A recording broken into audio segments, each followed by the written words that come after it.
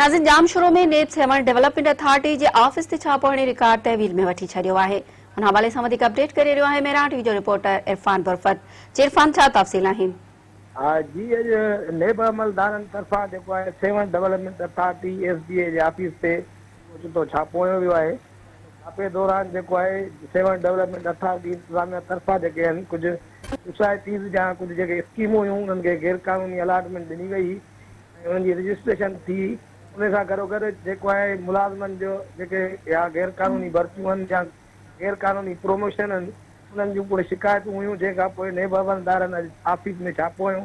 छापे हणण खां पोइ जेको आहे नेब अमलदारनि जो मुकमल करो करे वियो आहे। इन खां पोइ उहो जेको रिकॉर्ड हो तहवील में वरितो वियो आहे ऐं नेब जे छापे दौरान जेको आहे सो ऑफिस अंदरि जेको थरथलो मची वियो ऐं काफ़ी जेके अमलदार हुया उहे बि जेको आहे उतां खिसकी विया हुआ। बाक़ी जेको आहे नेब अमलदारनि जेको आहे रिकॉर्ड पंहिंजे तहवील में वरितो आहे। इरफान, जी मेहरबानी।